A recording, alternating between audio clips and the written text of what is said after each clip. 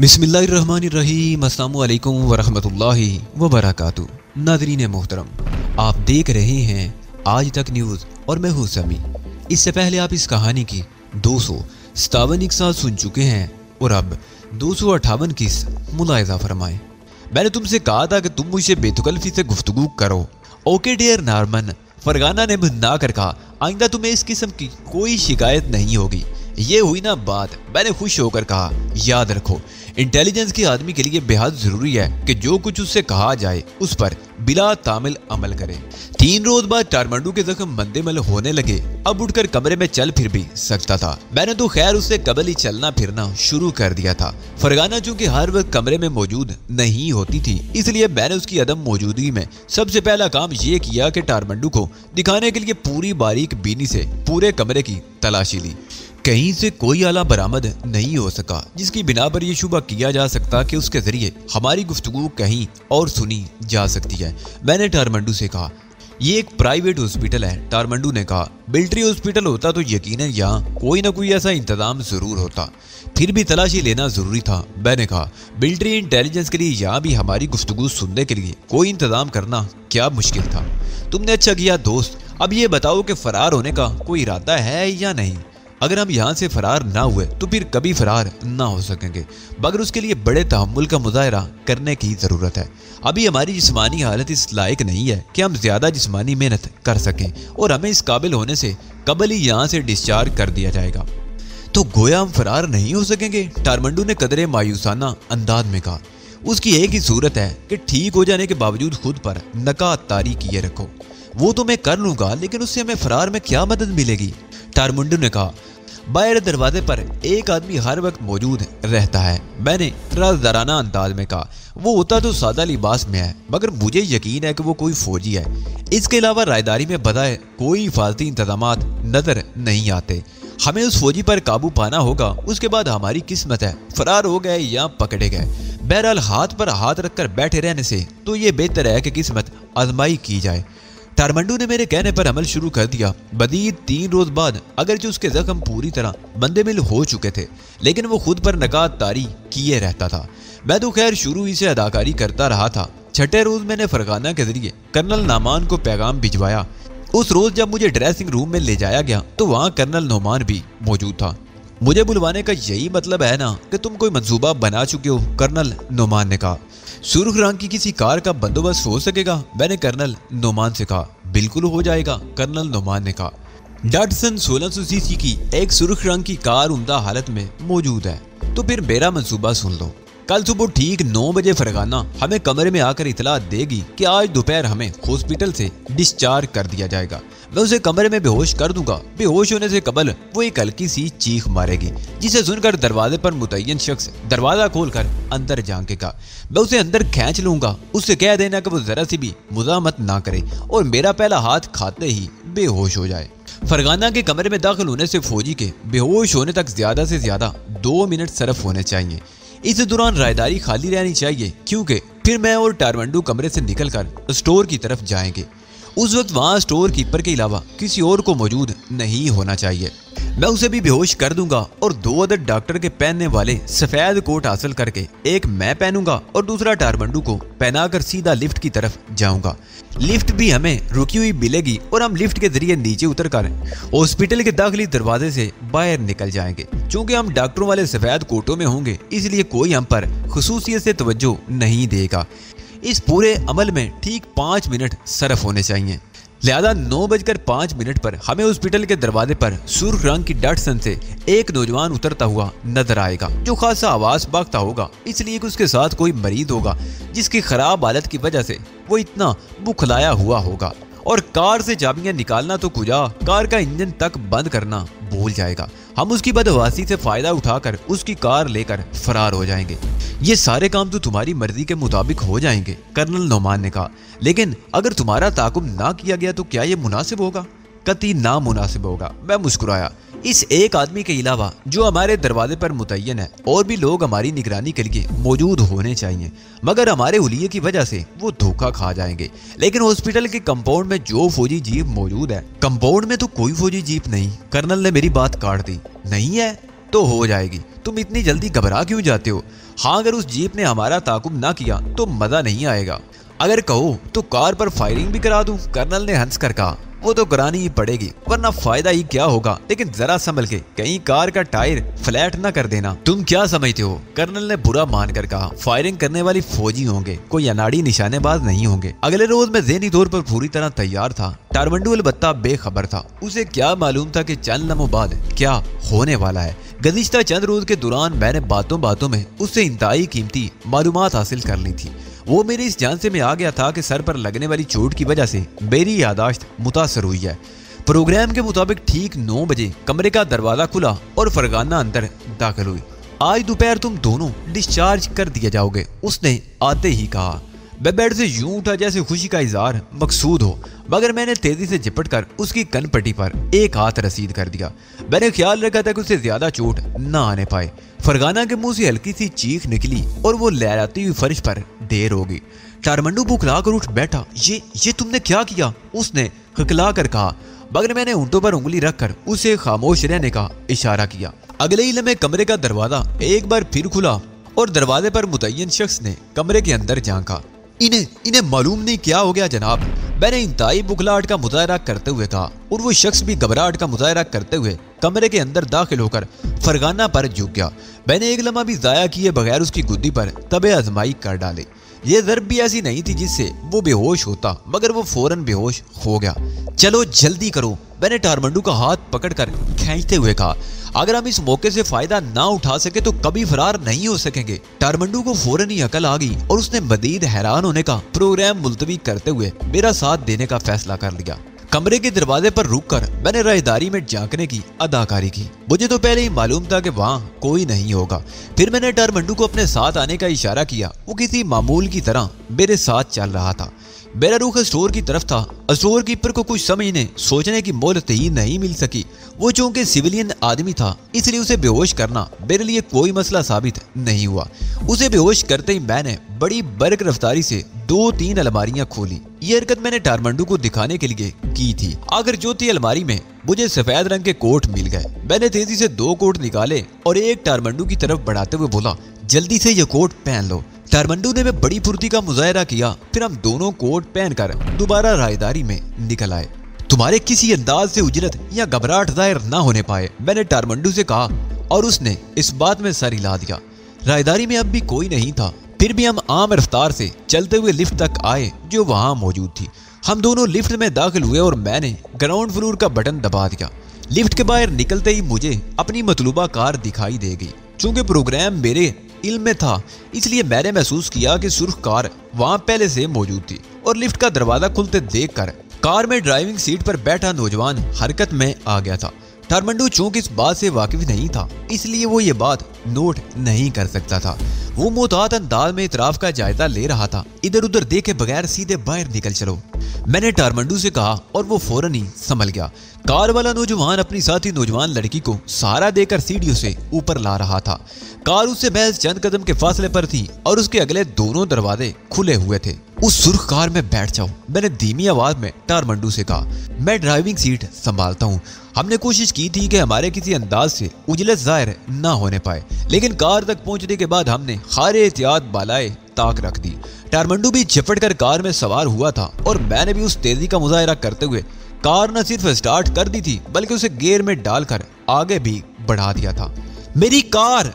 मैंने एकदम से नौजवान के चीखने की आवाज सुनी, मगर वो सुनने का नहीं, अमल करने का वक्त था। मुझे मालूम था कि अभी फौजी गाड़ियां हमारा ताकुब शुरू कर देंगी। हॉस्पिटल के आते से बाहर निकलते वक्त टारमंडू ने बदवासी से कहा, एक फौजी जीप स्टार्ट होकर हमारे करीब आ रही है, परवाह मत करो। मैं नॉर्मन शेलोव की आवाज में घुराया, कार की टंकी फुल है, मैं देखूंगा वो कितने माहिर है। अहाते के गेट से निकलते ही मैंने कार को सड़क पर बाईं जानिब मोड़ दिया। तेज रफ्तारी के बायस कार के टायरों से तेज आवाजें खारिज हुई थी। और राहगीर पलट पलट कर हमारी कार की तरफ देखने लगे थे।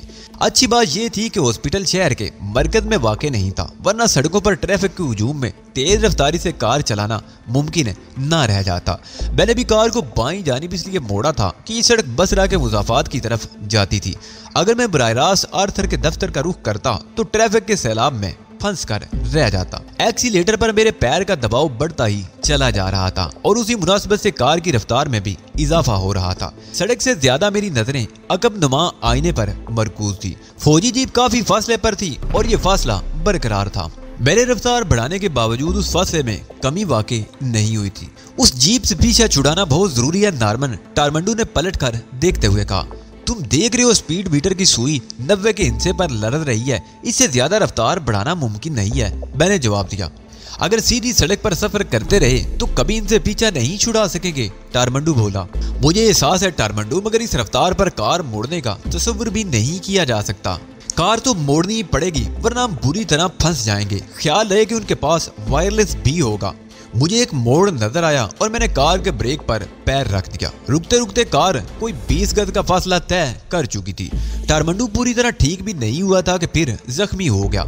उसका सर बड़े जोर से डैशबोर्ड से टकराया था, मगर मुझे इतनी फुर्सत कहाँ थी कि इन छोटी छोटी बातों पर तवज्जो दे सकता। टारमंडू शायद एहतजाज करता, मगर उसी लम्हे हम पर फायरिंग शुरू हो गई।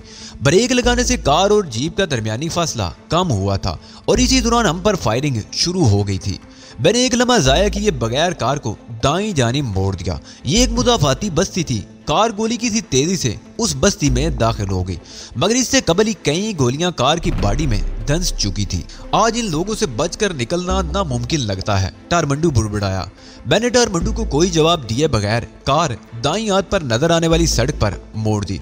उस सड़क पर मुड़ते हुए मुझे अकबनुमा आईने में फौजी जीप की एक झलक दिखाई दी थी और मुझे यकीन था कि अगर उन्होंने हमारी कार को ना देखा हो तब भी हम तक पहुंच जाएंगे। गर्द के उड़ते बादल उनकी रहनुमाई करने को मौजूद थे। इस बस्ती में सड़कों के करीब करीब मोड़ थे और मैं नजर आने वाले हर मोड़ पर कार को मोड़ देता था। मोड़ काटते वक्त भी मैं रफ्तार ज्यादा कम नहीं करता था। कई बार कार उलटते उलटते बची थी और इस बचत में मेरी महारत को बड़ा दखल था। चंद मिनट के अंदर अंदर बस्ती में खौफ व इराज फैल गया था। तूफानी रफ्तार से दौड़ती हुई एक सुर्ख रंग की कार और उसका ताकुब करती हुई फौजी जीप खौफ व एराज फैलाने का सबब बनी होगी।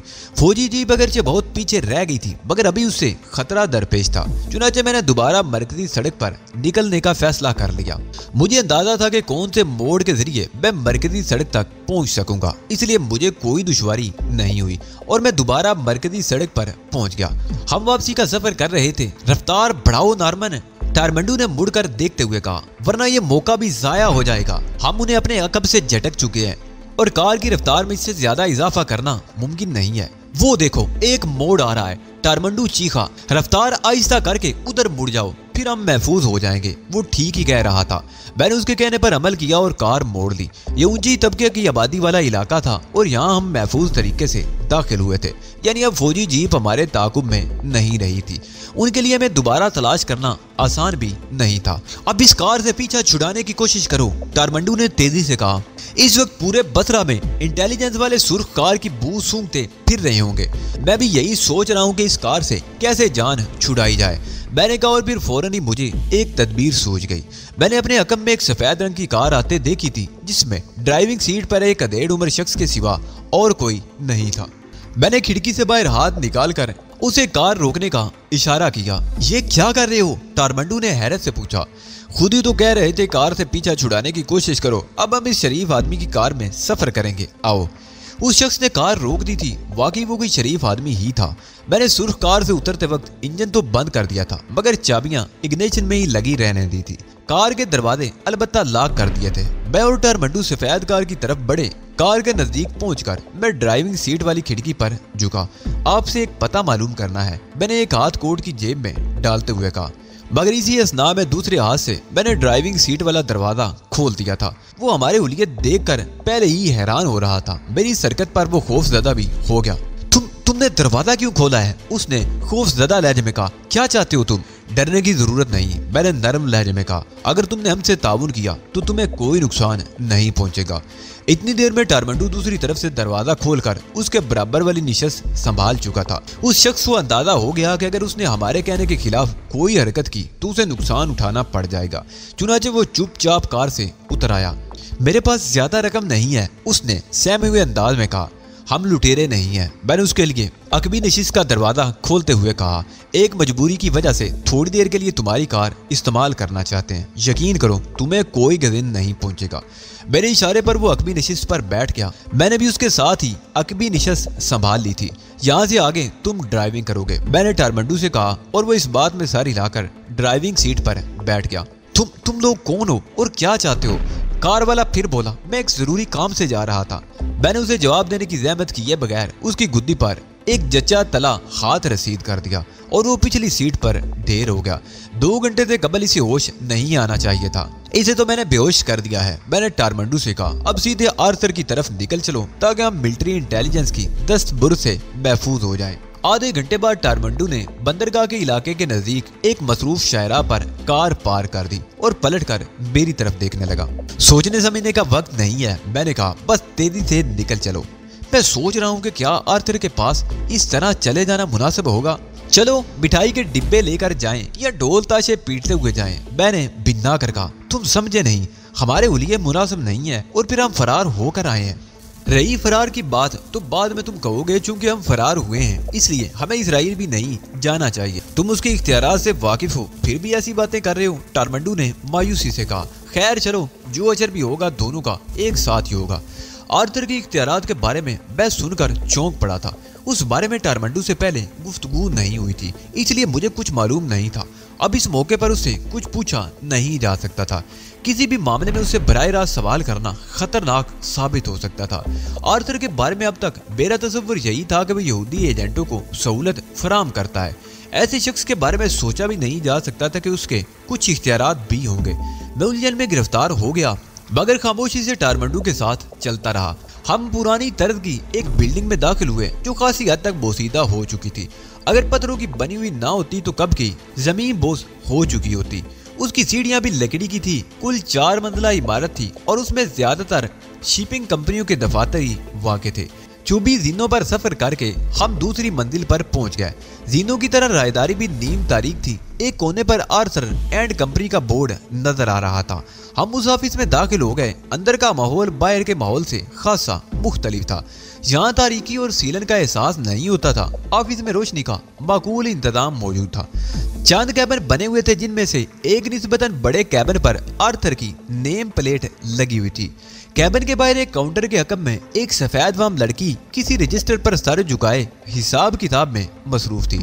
टारमंडू सीधा उस तरफ बढ़ता चला गया और लड़की ने किसी की मौजूदगी को महसूस कर सर उठाया और मैंने महसूस कर लिया कि हमें देखकर वो चौंक पड़ी है, मगर उसने बड़ी तेजी से खुद को संभाल लिया और इस्तकबालिया मुस्कुराहट होंठों पर सजाए हुए बोली, फरमाइए जनाब, हमारे लायक कोई खिदमत है?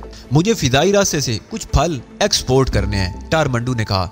मुझे मालूम था कि ये कोड वर्ड हैं जो सिर्फ आर्थर के लिए मखसूस हैं। जो भी यहूदी एजेंट यहाँ आता था उसे अपनी शिनाख्त कराने के लिए यही जुमले दोहराने पड़ते थे। मैं और टारमंडू चूंकि पुरस्रार तरीके से काफी अरसा गायब रहे थे, इसलिए ये कोड वर्ड दोहराए बगैर हम पर यकीन नहीं किया जा सकता था। इसके लिए तो आपको किसी एयरलाइन के किसी ऑफिस से रुजू करना चाहिए, क्योंकि ये तो शिपिंग एजेंसी है। वो तो ठीक है, लेकिन फल बहुत जल्दी खराब हो जाते हैं। मैं उन्हें उस रास्ते से नहीं भिजवा सकता। हम आपके लिए एक्सप्रेस सर्विस का बंदोबस्त कर सकते हैं जनाब, लड़की ने मुस्कुरा कर कहा। ठीक है, वो जहाज बुक कर दो, टारमंडू ने कहा और उसके साथ ही उसकी शिनाख्त का मरहला खत्म हो गया। मिस्टर आर्थर मसरूफ हैं जनाब, ताम मुझे यकीन है कि आपकी आमद की इतला सुनकर वो अपनी मसरूफियात तर्क कर देंगे, लड़की ने कहा और इंटरकॉम पर आर्थर को हम दोनों के बारे में बता दिया। हमें फौरन ही अंदर तलब कर लिया गया था।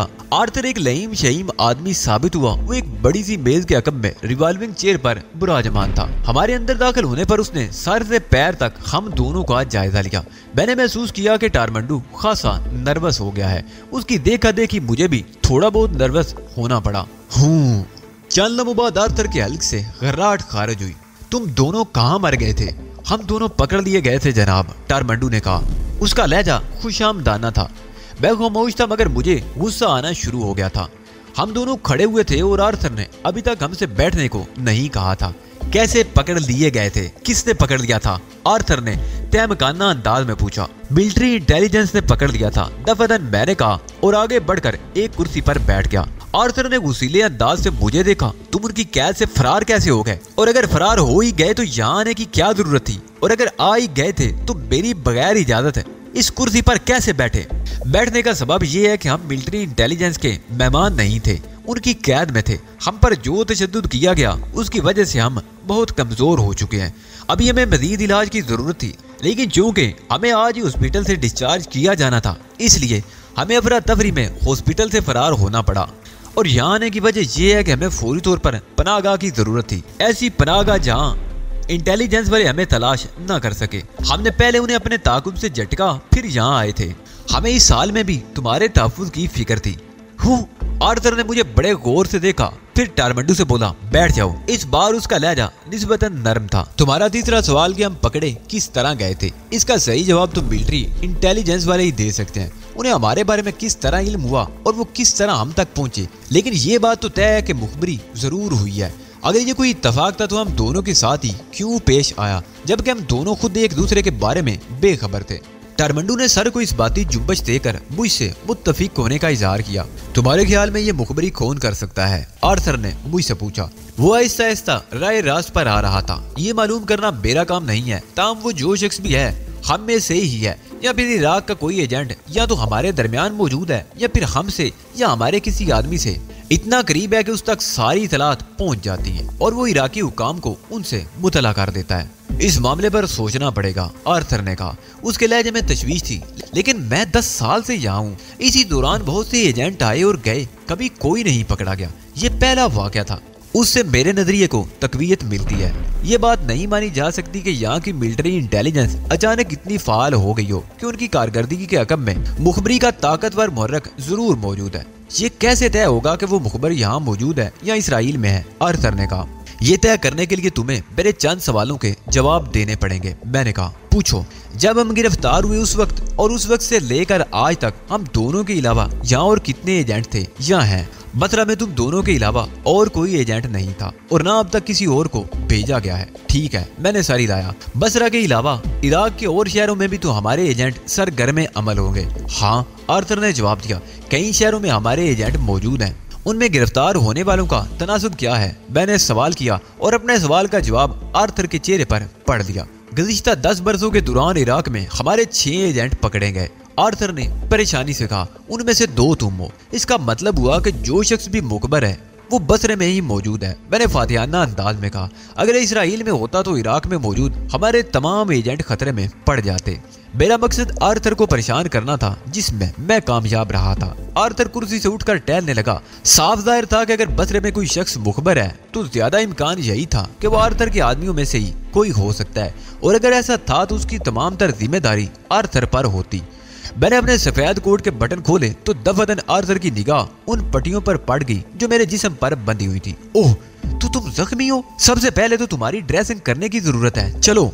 मैं सन्नाटे में आ गया। भला मैं ड्रेसिंग कैसे करा सकता था? मैं कोई जख्मी तो था नहीं। अगर मैं ड्रेसिंग करवाने जाता तो पोल खुल जाता। मेरा दिन इस मुश्किल सूरत-ए-हाल से निकलने के लिए बहुत तेजी से काम करने लगा। ख्यालात बहुत तेजी से मेरे ज़हन से गुजर रहे थे, मगर ये वक्त ऐसा नहीं था कि मैं ज्यादा सोच विचार करता। मुझे कुछ ना कुछ करना था और जल्दी कहना था, वरना मुझे ड्रेसिंग के लिए ले जाया जाता। मुझे तो अंदाजा भी नहीं था कि इस कदर जल्द मुझे ऐसे किसी इम्तिहान से गुजरना पड़ जाएगा। ये तो तयशुदा बात थी कि मुझे ऐसी किसी सूरत-ए-हाल से लाजमन 2-4 होना था, मगर मैंने सोचा भी नहीं था कि वो वक्त बिल्कुल इब्तदा में भी आ सकता है। टारमंडू की फिक्र करो। मेरे मुंह से ये अल्फाज बेइख्तियारी के आलम में निकले थे। मेरे जख्म तो किसी हद तक मंदेबल भी हो चुके हैं, लेकिन इसे तो फौरी तवज्जो की जरूरत है। आर्थर की निगाह का जाविया तब्दील हो गया। तुमने पहले क्यों नहीं बताया था? चलो जल्दी से उठो, उसने टारमंडू से कहा और इंटरकॉम पर अपनी सेक्रेटरी को तलब करके टारमंडू की बैंडेज कराने को कहा। सेक्रेटरी उसे लेकर कैबिन से बाहर चली गई। आर्थर मेरी तरफ मुतवज्जो हो गया। तुमने तो मुझे तशवीश में मुब्तला कर दिया है, उसने मुतफिकराना लहजे में कहा। आखिर वो कौन शख्स हो सकता है जो मुखबरी कर रहा है? अपने आदमियों को चेक करो आर्थर, मुखबर कहीं आसमान से तो नहीं टपकते। मेरे लहजे में खफीफ सा तंज था, जिसे शायद उसने नजरअंदाज कर दिया या मुमकिन है महसूस ही ना किया हो। मुझे अपने लोगों पर एतमाद है, कोई एक ऐसा भी नहीं है जिस पर सियोनी मफादात से गद्दारी का शुबा भी किया जा सके। तुम जानो, मैंने बेपरवाही से कहा, वैसे हम दोनों के बैक वक्त गिरफ्तार होने पर हेडक्वार्टर तुमसे बाज़-बुरस जरूर करेगा। मेरी परेशानी की असल वजह तो यही है। वैसे भी इस वक्त इसराइल में तहलका मचा हुआ है। क्यों? मैंने चौंक कर कहा, इसराइल पर ऐसी कौन सी उस्ताद आन पड़ी? तुम्हें मालूम नहीं होगा इसलिए कि जब ये सानिया हुआ उस वक्त तुम इराक में थे। आर्थर बोला, एल आल के 2 कांकरेड त्यारे अगवा हो गए। क्या कह रहे हो? मैंने अपने लहजे में तैयर पैदा करते हुए कहा। हमारी सिक्योरिटी तो बहुत मजबूत है। हमारा ये गुमान चिकना चूर हो चुका है। दोनों त्यारों के लिए गैर मामूली हिफाजती इंतजाम किए गए थे, मगर उसके बावजूद उन्हें निहायत कामयाबी से अगवा कर लिया गया। यकीन नहीं आता, मैं बुड़बड़ाया। ताम अगर ये हो चुका है तो मुस्तकबिल के लिए हमें बहुत कुछ सोचना होगा। हाई कमान सोच रही है, आर्थर बोला। फलस्तीनी गोरीले बहुत मुनज़्ज़म हो चुके हैं, हमारी तवक्कुआत से भी बहुत ज्यादा। दोनों जहाजों में से एक को तो उन्होंने फिजा में ही तबाह कर दिया था और दूसरे का कोई सुराग नहीं मिल सका। हालांकि उसकी तलाशी के लिए हमने अमेरिका के मसनूई सियारे तक की मदद ली थी। अब हम ये फर्ज करने पर मजबूर हो गए हैं कि उन्होंने दूसरा कांकरेड भी तबाह कर दिया होगा, वरना उसका कोई सुराग तो जरूर मिलता। मेरे दिल खुशी से झूम उठा। मेरे सामने बैठा हुआ नफरत अंगेज यहूदी अपनी शिकस्त का एतराफ कर रहा था। मैंने तंजीम आज़ादी फलस्तीन के मतवालों के साथ मिलकर न सिर्फ यहूदियों बल्कि उनके सरपरस्त आला अमेरिका को भी शिकस्त दी थी। अपनी तमाम तर तरक्की और जदीद तरीन वसाइल बरवेकार लाने के बावजूद दुनिया की सबसे बड़ी हुकूमत एक बेसरो सामान तंजीम के मुकाबले में हार गई थी। उनकी इस शिकस्त में सऊदी अरब का भी नुमाया हिस्सा था। हुकूमत इराक की दरख्वास्त पर उन्होंने उन तैयारों का जिक्र किसी से नहीं किया था जो उनकी फिजाई हुदूद से गुजर कर इराक की तरफ गए थे। हम मवाक सियारों की जात से तो नहीं बच सके थे, मगर इस्लामी यकजहती सुरखरू होकर उभरी थी और यहूदी दुनिया जक मार कर रह गई थी। आर्थर मुझे त्यारों के अगवा की तफसीलात बता रहा था, मगर मैं उसकी बातें तवज्जो से नहीं सुन रहा था, इसलिए कि मैं उन तमाम बातों से पहले ही से वाकिफ था। इसी दौरान टारमंडू वापस आ गया और आर्थर ने उसे भी इन तफसीलात से आगाह किया जो वो पहले ही मेरे गोश गुजार कर चुका था। सर, आर्थर की सेक्रेटरी ने कहा, मिस्टर नॉर्मन की बैंडेज अभी होना बाकी है। हाँ? आर्थर चौंक कर बोला, जाओ तुम भी बैंडेज तब्दील करा लो। मुझे बातों के दौरान ख्याल ही नहीं रहा था। मैं एक बार फिर मखमसे में फंस गया। इस वक्त ऐसी पोजीशन नहीं थी कि मैं किसी डॉक्टर का सामना कर पाता। दूसरी तरफ आर्थर और उसकी सेक्रेटरी मुझे मुतवक्को निगाहों से देख रहे थे। वो मेरे उठने के मुंतजिर थे, मगर मैं ना तो उठने के मूड में था और ना इसका मुतम्मल हो सकता था। वजह यही थी कि मैं जख्मी नहीं था और मरहम पट्टी के दौरान पोल खुलना लाजमी था। मरहम पट्टी से ज्यादा मुझे ये फिक्र खाए जा रही थी कि हम इराक से किस तरह निकलेंगे। मैंने कहा, ये सोचना मेरा काम है। आर्थर संजीदगी से बोला, तुम सिर्फ वो करो जो तुम्हारा काम है। ठीक है, मैंने सारी लाया, मगर मैं अपनी सलामती की फिक्र सबसे पहले करता हूँ। तुम्हारी सलामती को क्या खतरा लायक है? आर्थर ने हैरत से कहा। इराकी इंटेलिजेंस को धोखा देकर निकल आने के बाद अब तुम बिल्कुल महफूज हो। इससे भी ज्यादा महफूज हम उस वक्त थे जब अपने मिशन पर इराक आए थे। मैंने तंजिया लहजे में कहा, लेकिन अंजाम क्या हुआ?